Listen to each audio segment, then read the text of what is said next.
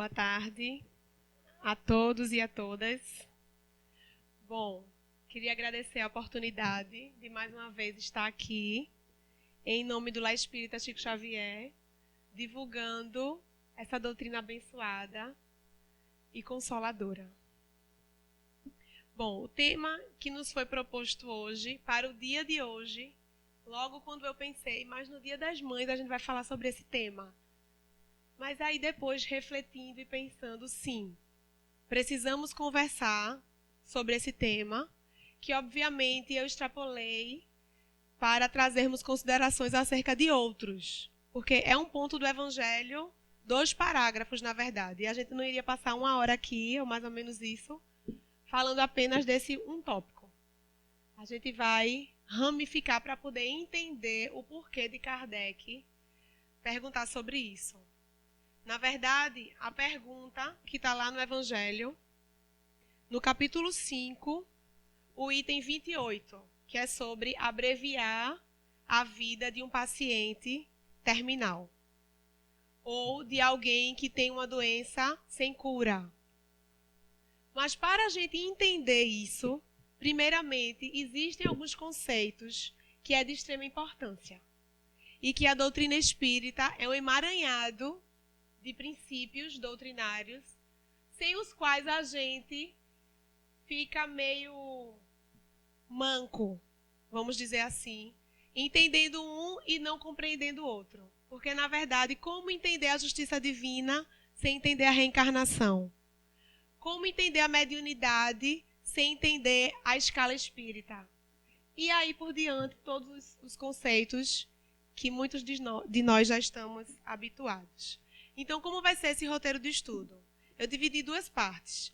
A primeira, para a gente se concentrar bem em Kardec e nos temas que envolvem o tema maior, que é o desencarne. Especificamente o desencarne de pacientes terminais.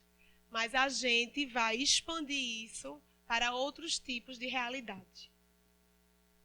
Mas para a gente não chegar num tema tão chocante, mas que é necessário e cada vez mais atual, eu queria abrir um parêntese, já pegando o gancho na prece da irmã, quando ela fala de Maria Santíssima.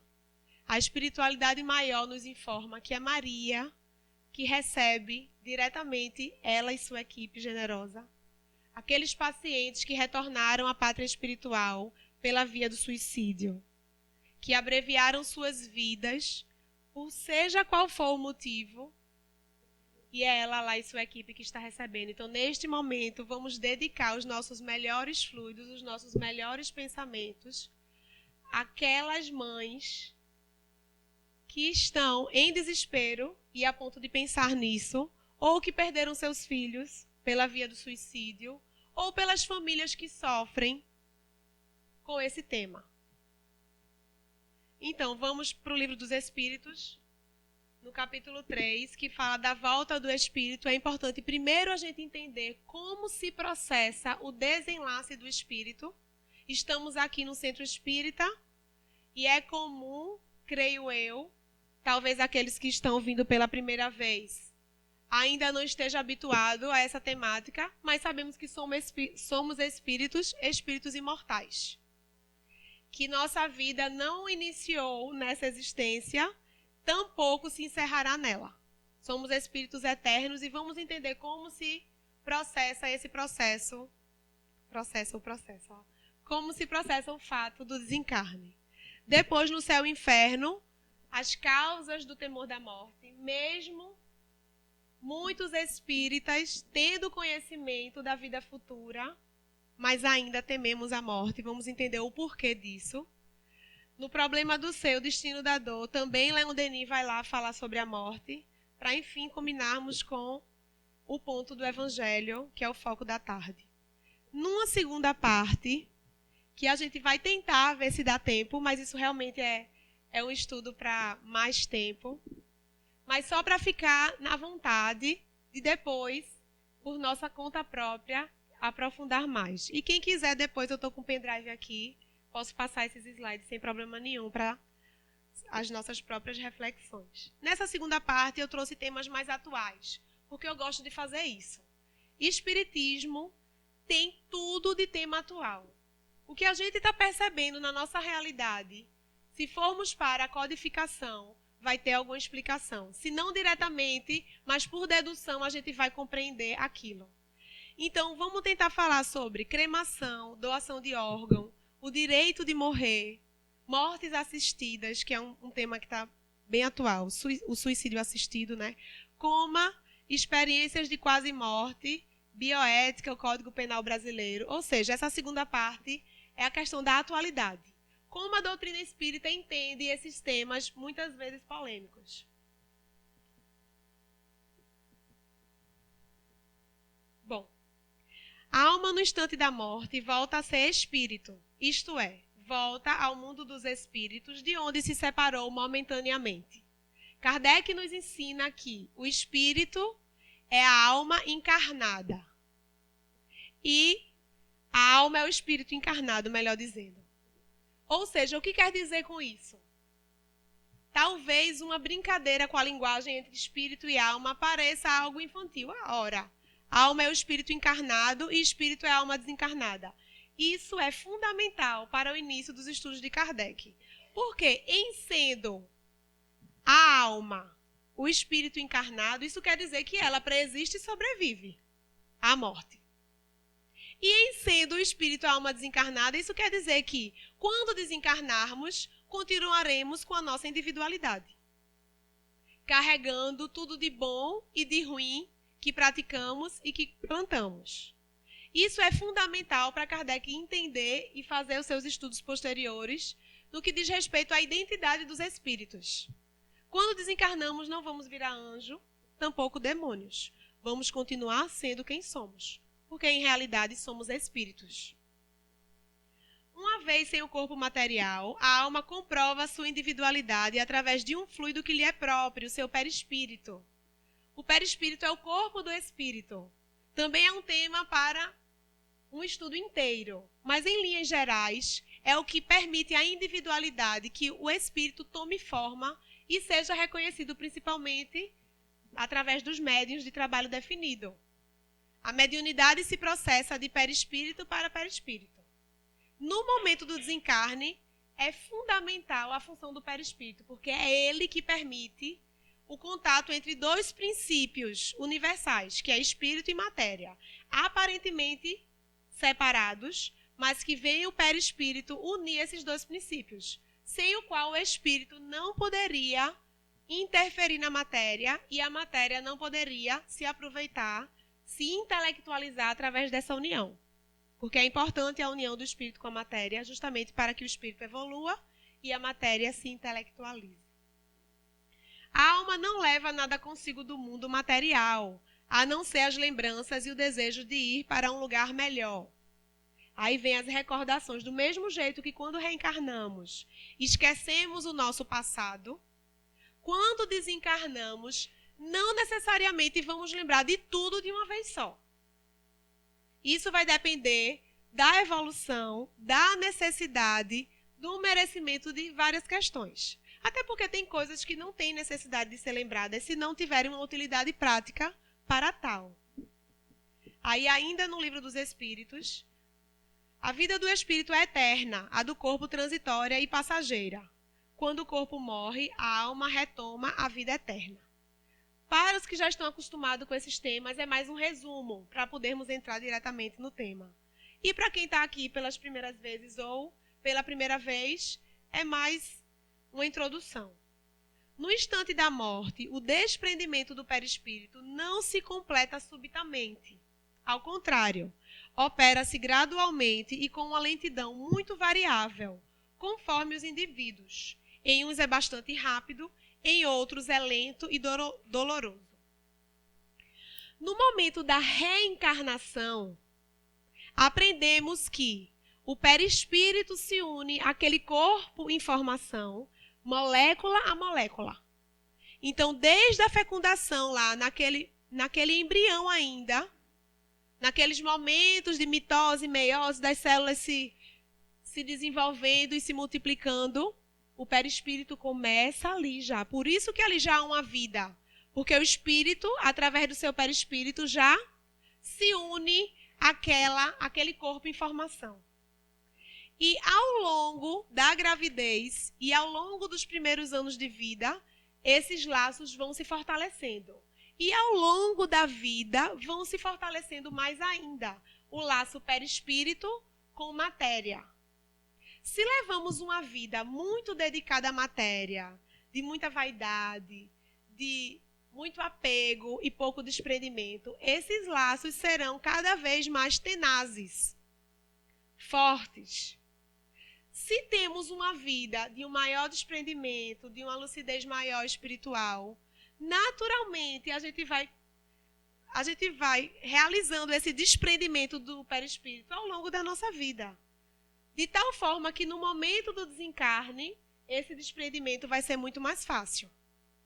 Ao contrário de pessoas com uma mentalidade muito materialista, que quando desencarnam esses laços, isso é uma coisa bem óbvia. Se a gente se prende muito à matéria, esses laços vão estar muito presos. Então, no momento de se desprender, vai ser mais difícil. Por isso é que é importante olharmos para a vida futura. Por isso que Jesus nos ensinou que devemos acumular tesouros que nem os ladrões roubam, nem a traça corrói. Porque esses são os verdadeiros tesouros, aqueles que vão nos auxiliar no desprendimento. O tesouro mesmo que ele fala que o ladrão rouba, ou seja, dinheiro, ouro, fama, posses, títulos, sobrenomes. Isso daí só vai fazer com que a gente se apegue mais ainda ao mundo material. No instante da morte, isso daí a gente falou, aí vamos lá. O desprendimento do perispírito pode ocorrer antes da cessação completa da vida orgânica. O homem já não tem consciência de si mesmo, entretanto, ainda lhe resta um sopro de vida orgânica. Esse é um tipo de desprendimento que acontece mesmo antes do fim da vida orgânica. Ou seja, o perispírito já se desprendeu daquele corpo e unicamente o que acontece ali é uma vida orgânica. Ou através de equipamentos, ou através de drogas, ou simplesmente porque, de fato, ainda existe fluido vital ali sendo elaborado e manipulado. Muitas vezes, espíritos conhecidos que o antecederam à morte vêm receber a entrada do mundo espiritual e o ajudam a desligar-se das faixas da matéria. Mais uma vez, depende muito da evolução moral. A espiritualidade, através das obras complementares, nos relata, melhor dizendo, que alguns espíritos de tão evoluído moralmente que são, eles próprios auxiliam no seu processo de desencarne. Vocês acham que Jesus sofreu no seu desencarne? Que é morte mais violenta do que você morrer crucificado? Vamos ver em alguns slides mais à frente que o tipo de morte interfere sim nesse momento do desprendimento, da perturbação espiritual. Mas existem outros fatores que vão atenuar ou agravar a situação do espírito nesse momento. A morte é biológica. A desencarnação é psíquica. É muito interessante quando alguns espíritas falam que o espiritismo matou a morte. É interessante porque a gente pensa e começa a entender a morte como uma lei natural, que é a lei de destruição. Embora pareça até um comentário frio. Como é que eu vou achar que é natural um parente meu morreu, um filho meu, um pai, uma mãe? A gente aqui nesse momento vai tentar entender o conceito da morte. Agora, claro que a gente sofre, claro que a gente chora, a gente sente a perda. Nós espíritas não precisamos ser frios diante do acontecimento da morte. Entendendo morte como a desencarnação. Mas também não cabe-nos mais nos desesperarmos. Porque sabemos que é uma passagem. E essa certeza da vida futura é o que torna a doutrina espírita o consolador prometido por Jesus. Que é consolo maior do que a gente ter a certeza de que vai reencontrar aquele ente querido. De que a vida não se acaba com a morte. Então, esse é um dos motivos de que o espiritismo é o consolador prometido por Jesus. A morte é biológica, ou seja, a cessação de funcionamento dos órgãos indica a morte do corpo físico. Mas a desencarnação é principalmente mental, psíquica. Já vimos que pode acontecer o desprendimento antes da morte física. Mas também vamos ver que o contrário também bem que pode acontecer, como diz a música. A consciência cessa necessariamente com a vida orgânica do cérebro, o que não quer dizer que o perispírito esteja inteiramente separado do corpo. Em todos os casos de mortes violentas, mais tenazes os laços que prendiam o corpo ao perispírito, e, portanto, mais lento o desprendimento completo. Aí vem a questão do tipo de morte interferindo nesse momento de perturbação. Quanto mais violenta é a morte, porque quando a morte vem em decorrência de uma doença, aquele espírito já estava se preparando psiquicamente com o fim da vida, principalmente nas mortes terminais ou em doenças muito graves. Então, a própria família já vai elaborando a ideia daquela perda e tudo acontece de forma mais natural. Agora, quando é uma morte violenta, brusca, que tira aquela pessoa de cena de uma hora para outra, nem a família estava preparada para isso, se não tivesse o conhecimento, e às vezes até mesmo o conhecimento não estava, e também a própria pessoa que desencarnou. Então, os laços estão mais fortes, porque a doença, não teve doença para permitir esse desenlace paulatino. Foi brusco. Então, por isso que fala, é mais lento esse desprendimento. Agora, mais uma vez, depende da lucidez espiritual. Porque aí eu volto para o caso de Jesus. Uma morte violenta, mas provavelmente o desprendimento do espírito já estava operado antes mesmo da crucificação. A alma, após o desencarne, passa algum tempo em estado de perturbação, cuja duração depende da elevação moral de cada um. Esse estado de perturbação, alguns espíritos chamam de umbral. Umbral, etimologicamente, quer dizer limite, passagem. Não é algo circunscrito. Incorremos em um erro constante de achar que o umbral é o inferno do espírita. Não é. Umbral não é um local circunscrito, não é uma região geográfica estabelecida no mundo espiritual. Umbral é uma questão de consciência. Umbral é esse momento de perturbação em que o espírito passa após o desencarne. É um limiar. Para alguns espíritos, funciona tal qual quando a gente dorme num lugar desconhecido. Que a gente acorda assim, aí, onde é mesmo que eu estou? A gente não passa por isso quando dorme em algum hotel, ou enfim. Mas aí, dali a pouco, a consciência vem. Ah, estou aqui em Gravatá, sei lá, estou aqui na casa de não sei quem. Pronto.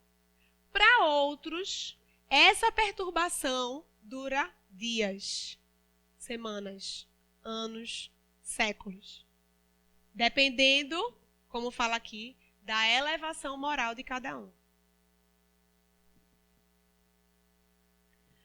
E aí chegamos no Céu e Inferno, também é uma obra de Allan Kardec, falando sobre o temor da morte. Por que tememos a morte? Entendam, e para alguns, pasmem. Também é uma lei de Deus. Também é importante que a gente tema a morte. Do mesmo jeito que Deus nos dá prazer na alimentação, nos relacionamentos sexuais, em saciar a sede, tudo isso faz parte da lei de Deus. Porque se não nos desse prazer, a gente não iria fazer. Se a gente não se alimentasse, a gente não ia sobreviver. Se a gente não tivesse relações sexuais, a raça humana não iria se procriar. Existe a lei de reprodução, existe a lei de conservação. E, ao contrário, se a gente não temesse a morte, o que é que iria acontecer? Ia ter suicídio em massa. Também é uma forma de a natureza frear esse ímpeto da raça humana, de não se destruir. Porque a lei de sobrevivência também é uma lei natural. A lei de conservação é uma lei natural. Vamos ver o que Kardec fala sobre isso. O temor da morte é um efeito da sabedoria da providência e uma consequência do instinto de conservação comum a todos. A certeza de reencontrar seus amigos depois da morte, de reatar as relações que tivera na terra, de não perder um só fruto do seu trabalho, de engrandecer-se em inteligência e perfeição, dá-lhe aos homens paciência para esperar e coragem para suportar as fadigas transitórias da vida terrestre.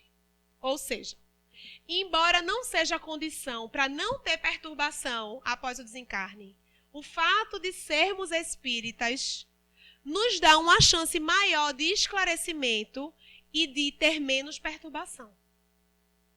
O que, na verdade, creio eu, que a gente teme, não é o desencarne em si, porque já temos consciência de que a vida é eterna, que o espírito é eterno, mas esse momento de transição e o que é que a gente vai encontrar do outro lado. Porque sabemos a joia rara que somos. Então, o que a gente teme nem é a morte em si, é o que a gente vai encontrar depois, porque cada um sabe os seus prazeres e os seus pesares, as suas virtudes e os seus defeitos. Se não sabemos, é bom o conhecimento de si mesmo, porque só conhecendo é que a gente vai poder se modificar e se transformar. A certeza da vida futura não exclui as apreensões quanto à passagem desta para outra vida. Há muita gente que teme não a morte, mas o momento da transição. Essa passagem, essa lucidez ou demência, dependendo do nosso estágio. Se eu perguntasse aqui, já que é uma palestra interativa, quem aqui gostaria de ir para o céu? Pode levantar a mão. Todo mundo quer a salvação, não quer? Quem gostaria de ir para o céu agora? Agora não, né? Agora não, por favor, que eu tenho muitos planos. A gente organiza a nossa vida para muitas coisas, muitos empreendimentos. Empreendemos esforços para uma viagem, planejamos, para uma faculdade, para um projeto do trabalho, dos quais não temos certeza se vão acontecer ou não. Agora, da única certeza que temos na nossa vida, que é a morte, nós não nos programamos. Nós não arrumamos a nossa mala. Se a gente vai para Gravatá, a gente bota uma roupa de frio. Se a gente vai para Porto, a gente bota uma roupa de praia. Então, existem bagagens e bagagens. E para essa viagem, através do desencarne, o que é que a gente vai levar na nossa bagagem? As nossas ações, né? Só as boas? As más também. E já que estamos no mundo de provas e expiações, é triste a gente afirmar isso, mas ainda temos mais más ações do que boas. Precisamos reverter esse quadro. Porque a Terra está mudando, a Terra está se transformando, e quem não acompanhar essa transformação vai ter que pegar uma passagem de terceira classe para outro mundo. E ninguém quer isso. Porque os nossos amores, os nossos entes queridos, podem ser que permaneçam aqui. E a gente quer acompanhar, né? Essa evolução junto com os nossos. Então, quanto mais cedo precisamos reverter isso. O passaporte para essa vida futura e vida feliz são as nossas boas ações. Estamos nesse momento nos preparando para isso? Sim. Em pleno Dia das Mães, que poderíamos estar com as nossas famílias ou assistindo filmes em situações amenas, estamos aqui, conversando sobre Jesus, porque já entendemos que é preciso uma lucidez maior espiritualmente falando. Quer dizer que por isso estamos livres da perturbação? Não. Mas estamos nos esforçando para nos transformarmos. Já somos transformados moralmente? Não. Mas o verdadeiro espírito é aquele que é perfeito? Não. O que é que Kardec nos ensina? Reconhece o verdadeiro espírita pela sua transformação moral e pelos esforços que empreende para domar suas más inclinações. Para domar essas más inclinações, primeiro a gente precisa conhecê-las, identificá-las para poder domá-las. A sensação dolorosa da alma por ocasião da morte está na razão direta da soma dos pontos de contato existentes entre o corpo e o perispírito. mais apego, quanto mais sentimento de posse, quanto mais orgulho, egoísmo, vaidade, todas essas chagas que Kardec nos ensina como as principais chagas da humanidade, a gente vai estar amarrando esses laços, prendendo o perispírito ao corpo.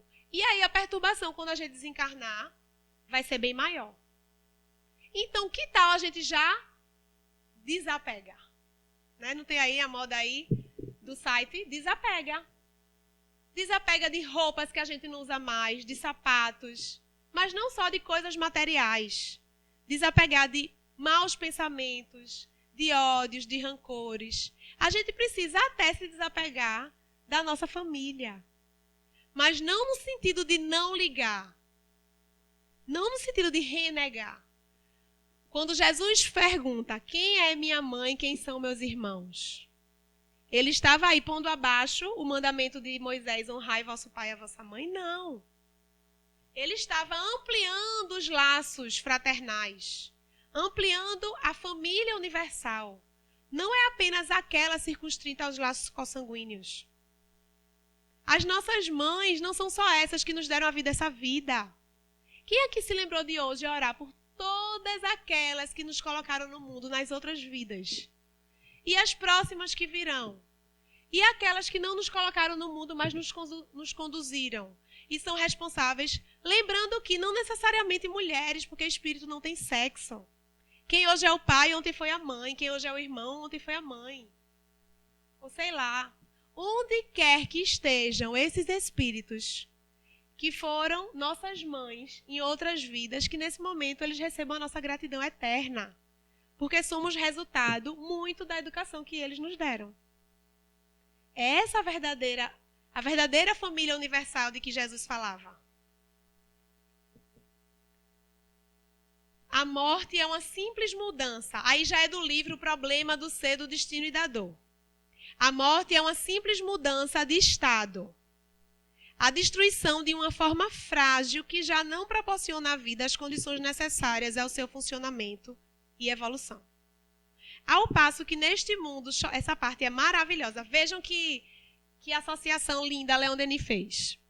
Ao passo que neste mundo choramos a partida de um dos nossos, como se ele fosse perder-se no nada, por cima de nós, seres eternos, glorificam a sua chegada à luz.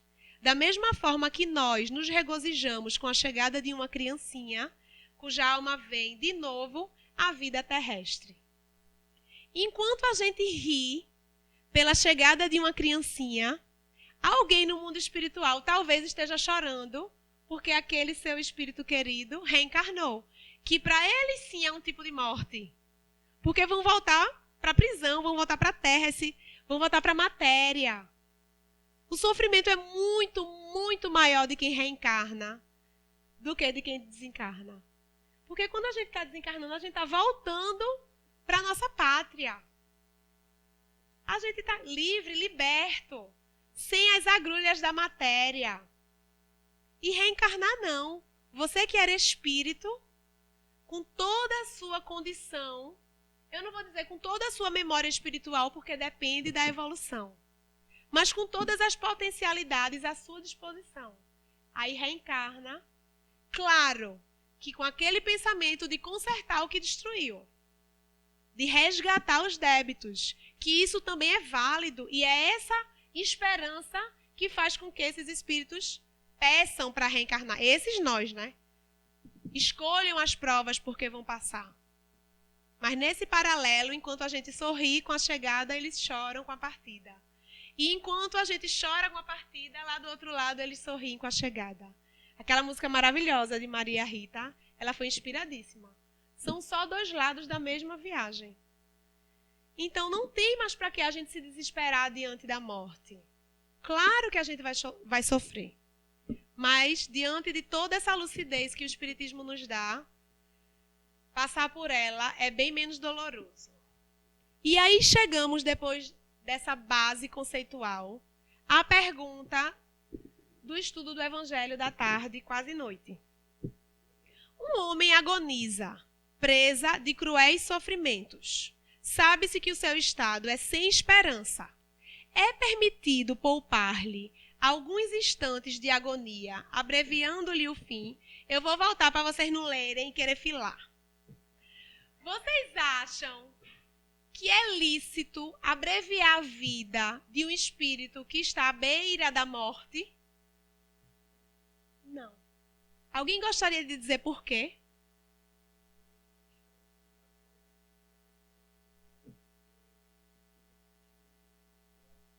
Isso. O momento designado por Deus. 2 pontos chaves que o irmão falou ali. Arrependimento e... Qual foi o segundo? Algo de Deus. Isso. A gente não sabe a assistência da espiritualidade. O que pode acontecer nesses minutos? Nesses segundos até final. Não é aquela ideia de que vou aceitar Jesus e meus pecados foram perdoados. Não é essa a ideia que pode acontecer. Você pode se arrepender, sim, mas isso não vai lhe tirar o dever de consertar. Aceitar Jesus é o primeiro passo. Se arrepender é o primeiro passo. Mas a obra tem que ser continuada. Kardec nos fala que existem 3 momentos para isso. O arrependimento, primeiro é o remorso. Né? Você vai reconhecer que errou. Aí, meu Deus, eu errei. Aí fica no remorso. Depois você vai se arrepender. Acabou. Remorso, arrependimento, acabou aqui? Não. Tem a reparação. Senão não vai adiantar de nada você ter pedido desculpa, você ter se arrependido, você ter aceitado Jesus. Tem que reparar. É por isso que Jesus fala, precisamos pagar na carne os erros cometidos na carne. É por isso que nós reencarnamos com toda a esperança, para poder consertar esses erros, para poder repará-los. Vamos lá então à resposta. Mas quem vos daria o direito de pré-julgar os desígnios de Deus? Não pode ele conduzir um homem até a beira da sepultura, para que em seguida retirá-lo, com o fim de fazê-lo examinar-se a si mesmo e modificar-lhe os pensamentos? A que extremos tenha chegado um moribundo, ninguém pode dizer com certeza que soou sua hora final.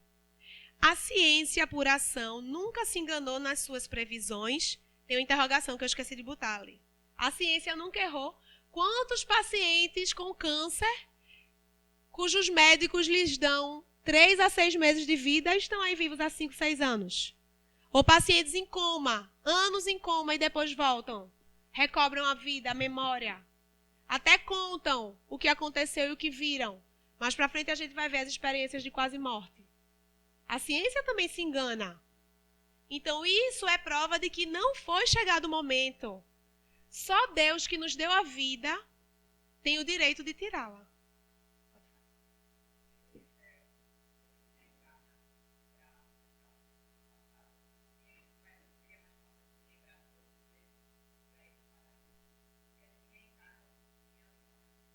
Aí entra num tópico do esquecimento do passado. Existem coisas da nossa infância e da nossa adolescência que a gente queria esquecer, não é? Não existem coisas que aconteceram na nossa vida que a gente achava melhor nem lembrar e que também nem lembra. É a memória seletiva. No próprio organismo, agora nessa vida, o cérebro faz com que a gente esqueça algo para poder lembrar de outras mais importantes. Mas essa sua pergunta é interessante. Kardec também a fez aos espíritos, no livro dos Espíritos, onde fala do esquecimento do passado. Se nós estamos aqui no mundo de provas e expiações, é um mundo de mais felicidade ou mais sofrimento? Mais sofrimento. É um mundo de famílias mais equilibradas ou mais desequilibradas? Então, é quase inquestionável de que nós vamos reencarnar numa família que precisamos consertar os nossos erros. Aí tem aquele filho que não tem afinidade com a mãe, ou com o pai, ou com outro irmão. Aquela falta de afinidade denota alguma coisa no passado. Imagine se eu me lembrasse que eu traí minha irmã, matei para poder ficar com o marido dela. E a gente reencarna hoje na mesma família. Eu ia ter estrutura emocional para lidar com isso? Ou melhor, talvez eu até teria, porque eu tinha me arrependido, no remorso, estava aqui para reparar. E minha irmã? O esquecimento do passado é uma bênção de Deus, é uma dádiva, para que a gente pudesse viver e poder reparar. Porque senão ia ser impossível a gente conseguir. Nessa vida, quando alguém nos faz um mal, é difícil de a gente perdoar? Imaginem erros milenares, porque agora os nossos inimigos é assim, no trabalho, quis passar a perna no outro, algo assim, menos denso. Imagine antigamente, que era coisa de herança, de duelo, de fortuna, de dizimar uma vila inteira. Olha aí a lei de evolução. Ainda tem o mal, tem, mas não é como antes. Não tem duelo, não tem cristão morrendo em praça pública, sendo crucificado ou jogado na fogueira. Isso é que é importante. A gente precisa, isso é uma necessidade do espírito esquecer, senão a gente não ia ter condições de nem estrutura para isso. Agora, claro, com a evolução do espírito, esse esquecimento tende a ser menos forte. Até aqui, nesta vida mesmo, esse esquecimento não é 100%. Porque a gente intimamente passa por um canto e diz assim, eu já passei por aqui. Ou então, passa numa ponte. Eu estou dizendo por mim, eu passo numa ponte, eu tenho certeza que eu já me matei jogando numa ponte. Porque eu passo por uma ponte e eu fico assim, ó, naquele ímpeto, algo estranho acontece em mim. Ou um tema sobre suicídio. Eu tenho uma amiga lá no... Eu fazia parte da Mocidade Tio Chico, agora eu estou em outro grupo, outros grupos, enfim. Mas essa amiga era assim, ela com o tema do suicídio e eu com o tema do aborto. Eu não lembro. Ela também não lembra. Mas sabe aquele momento? E pode também não ter acontecido. Isso não quer dizer que aconteceu, mas a afinidade dos temas. Existem defeitos que a gente sabe e reconhece naquele outro. Fulaninho ali está falando não sei o quê. A gente conhece tão bem aquele defeito, que se a gente não tem ele, já teve. Então, a gente parece espião e reconhece o feeling nosso. Esse feeling que a gente tem. Há que ser de outras vidas. E aí esse esquecimento faz com que a gente consiga viver isento disso. Finalizando a resposta do Espírito São Luís. Bem sei que há casos que se podem considerar com razão como desesperados. Mas se não há nenhuma esperança possível de um retorno definitivo à vida e à saúde, não há também inúmeros exemplos de que no momento do último suspiro, o doente se reanime e recobre suas faculdades por alguns instantes? Quem dirá nesses últimos minutos, não vai chegar aquela visita daquele irmão que há tantos anos estava brigado com aquele paciente? Ou mesmo ele vai se arrepender, ou vai... Aquele filho que nunca disse eu te amo, é a oportunidade disso acontecer. Ou mesmo se ele estiver inconsciente, de ele receber algum fluido bom de um outro ente ou de um amigo, um desafeto. Só Deus para saber esse momento certo, porque nem a medicina convencional da Terra há de saber.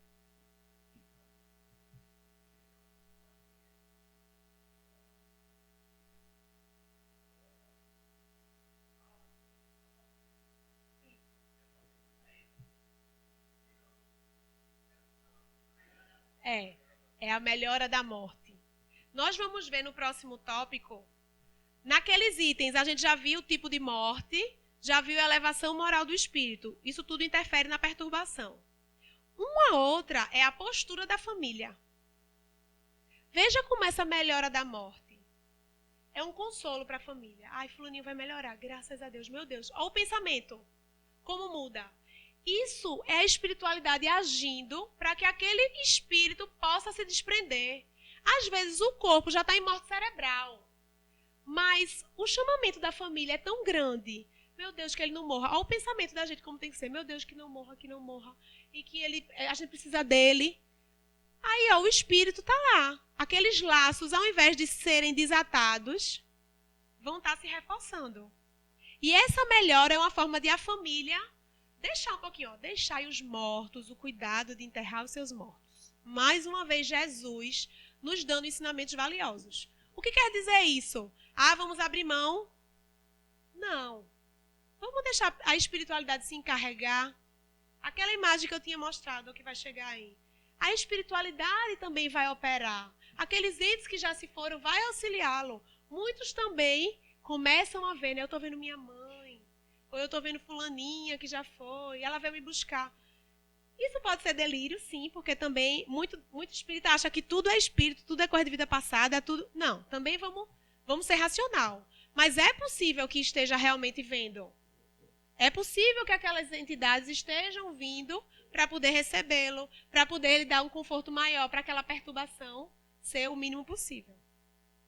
O materialista que só vê o corpo, não levando em conta a existência da alma, não pode compreender essas coisas. Mas o espírita que sabe o que se passa além do túmulo, conhece o valor do último pensamento.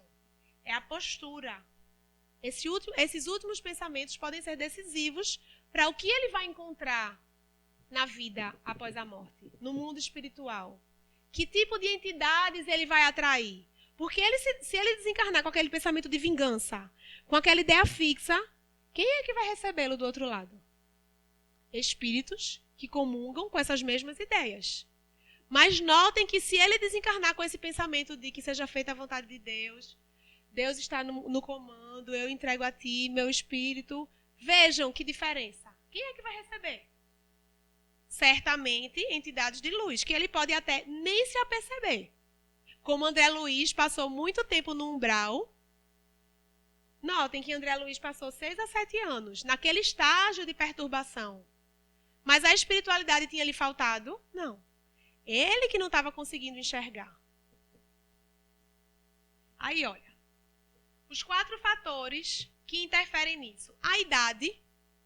Quanto mais idoso, o espírito tende, não necessariamente, a se acostumar com a ideia. Porque já está mesmo mais perto do fim do que do início. Quanto mais jovem, até os próprios adultos ficam, até nós, quando a gente vê, mas era uma criança tão pequena, meu Deus, tão jovem, com 20 e poucos anos e morreu. Notem o pensamento do que alguém com 95 anos descansou, né? O corpo já estava tão cansado, descansou. Quando é alguém jovem, idade ativa, trabalhando, o próprio pensamento comum é esse. Então, a idade interfere, o estado moral da alma, é óbvio, isso aí é o carro-chefe, o tipo de morte, se é morte violenta, se foi morte por doença, se foi suicídio, e a atitude da família e dos amigos, que também vai colaborar ou prejudicar esse desprendimento. Aí, então, vamos à segunda parte. Temos aí uns 10 minutinhos, eu vou eleger alguns. Tem algum específico, ó? Tem sepultamento e cremação, doação de órgãos, o Código Penal, experiências de quase morte. O que é que vocês preferem? Não vai dar tempo, temos 10 minutos. Esse mesmo? Isso aqui eu coloquei. Vocês viram no início que a palestra era de 2016 e eu botei atualizado para a de hoje. Eu dei esse estudo o ano passado lá no Chico Xavier, movida por muitas perguntas. Muitas pessoas, tanto do centro quanto de fora, me perguntavam, não vou doar órgão não, porque eu vou chegar no outro lado, se eu doar a córnea, eu vou chegar cego. Se eu doar, enfim, o coração, eu vou chegar cego. Essas perguntas, ou então, não vou cremar porque vai ser mais sofrido para o perispírito, vai ser mais doloroso. Essas perguntas, que aparentemente são bobas, mas isso causa um sofrimento muito grande para a pessoa que desconhece. Então, eu também peguei essas coisas bem específicas. Na cremação, Face Mistério Exercer, isso está no Consolador. Emmanuel fala através de Chico. Na cremação, é importante exercer a piedade com os cadáveres, procrastinando, ou seja, adiando por mais horas, o ato de destruição.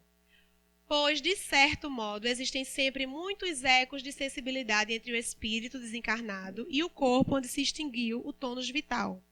Nas primeiras horas sequentes ao desenlace, em vista dos fluidos orgânicos que ainda solicitam a alma para as sensações da existência material. A própria medicina já indica o período de 72 horas para a cremação. Isso por quê? Isso é mais uma vez a espiritualidade agindo também na medicina da Terra. É importante por esse momento de perturbação também para o espírito. Para a medicina é para ver se realmente, como antigamente tinha muito caso de catalepsia, epilepsia, aquelas mortes aparentes, hoje em dia com o avanço da medicina isso tende a ser cada vez mais raro. Mas também, em função disso, dá-se esse prazo. E do ponto de vista espiritual, isso é maravilhoso. Porque é justamente esses primeiros momentos em que a perturbação tende a ser mais evidente. E aí, passado esse momento, o espírito não vai sofrer tanto. Mas há espíritos que relatam o momento do desencarne que sentem tudo. Mas foi porque foram cremados? Não. Eles iam sentir a mesma forma se fossem sepultados. É porque a mente dele ainda está muito ligada na matéria. Há espíritos, principalmente aqueles que desencarnaram por vias do suicídio, transgredindo a lei de Deus, que sentem e relatam a sensação dos vermes corroendo o corpo. É porque o espírito estava ali dentro do corpo? Isso de dentro e fora é um mero vício de linguagem, porque o espírito, ele não é circunscrito, ele não está dentro do corpo. O espírito expande-se. Ali é uma questão mental, aquele corpo ainda está muito atraído, aquele espírito ainda está muito atraído ao corpo. E iria sentir se fosse cremado, se fosse jogado no mar, se fosse enterrado, se fosse emparedado, se ele fosse submetido a qualquer tipo de processo de sepultamento ou cremação. A doação de órgãos. Logo quando começou aquela necessidade de botar na carteira de identidade doador de órgãos, tinha aquela lenda urbana, mas vão me matar antes se eu tiver, para poder aproveitar meus órgãos para outras pessoas. Eu vou dizer aqui que isso é impossível de se acontecer? Não posso dizer. Porque aí vai depender da consciência do médico. Mas a gente também não pode deixar ou adiar uma atitude boa, benéfica, que vai prolongar a vida de outra pessoa, por uma possibilidade de um erro de um profissional. Mas a gente sabe que a doação de órgãos é só quando for constatado e diagnosticado a morte troncoencefálica, que é o nome bonito para a morte cerebral, que é quando cessaram, já teve o desprendimento, terminou, encerrou qualquer funcionamento cerebral, é porque o espírito já se desprendeu. Ali só há vida orgânica, estado vegetativo. E aí sim é que vai liberar para a doação de órgãos. As emoções e sentimentos, defeitos e qualidades do desencarnado não vão passar. Porque eu vou doar sangue, aí o meu sangue vai para aquele outro. Então, ali é uma pessoa ruim, aí o sangue vai com os fluidos ruins para aquela pessoa vai... Não existe isso, gente. Não vamos deixar de fazer uma atitude boa pensando nisso. Ou de receber. Os sentimentos da pessoa, se ela era boa, se ela era ruim, não vai atingir a outra que recebeu o órgão, que recebeu o sangue. Porque isso é uma questão, o ser bom, o ser ruim, ser virtuoso ou ser mal, é uma questão espiritual. Ali você está doando um órgão, está gerando uma vida. E mesmo que aquela pessoa não tenha tido uma conduta correta, já o fato dela estar doando um órgão, já vai redimi-la de muitos erros que ela está cometendo. Cometendo não, está exercendo uma atitude boa. Aí tem direito à vida e à morte. Aí são diferenças conceituais de eutanásia, distanásia e ortotanásia. Não necessariamente é espírita, mas eu trouxe só para elucidar. Um tema muito constante da morte assistida. Isso ainda é Livro dos Espíritos, falando sobre a eutanásia. Na Netflix tem um filme muito interessante. Como Eu Era Antes de Você, que trata de uma forma, e aí eu vou deixar nesses últimos minutinhos o último slide, que é para a gente perceber que é uma questão cultural. Essa imagem é fantástica, no momento da morte, a quem a gente vai deixar que o jogo ganhe, né? Aquela ideia de que o anjo da morte e o anjo da vida está ali, esperando quem vai receber a nossa alma. Tal qual Ísis e Osíris, né? Para quem gosta de mitologia. O nosso coração vai pesar ou vai ser uma pena para ver quem vai, o bem ou o mal, vai se encarregar da nossa alma. Suicídio assistido. Tem um filme sendo produzido de Stephen Hawking, a biografia dele. Ele foi com 21 anos, sabia que tinha uma doença degenerativa, que iria morrer, e aí optou pela vida. Que benefícios esse homem já trouxe à humanidade do ponto de vista da ciência, do ponto de vista da existência de Deus, da prova dele enquanto ser humano mesmo, de superar todas as dificuldades e ser um dos maiores astrofísicos da humanidade, mesmo com todas as suas limitações. estado de coma, vários espíritos, isso é unânime, não é um tema espírita, experiências de quase morte, tem neurocirurgiões estudando sobre isso, e vários relatos de pessoas de vários lugares do mundo relatando a mesma coisa, daquela luz, de que a vida depois da morte existe, é um fato.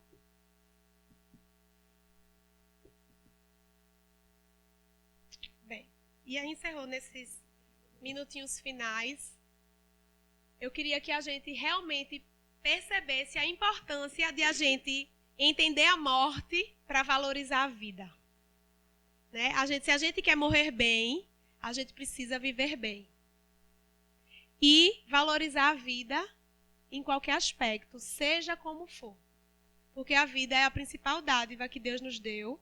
E entendendo ou não, a gente precisa ter resiliência para entregar nas mãos de Deus e ter sabedoria para compreender a vontade dele. Então, espero que tenham esclarecido alguns pontos. Quem quiser mais uma vez pode solicitar que a gente envie os slides. Agradeço a atenção e desejo a todos uma boa noite.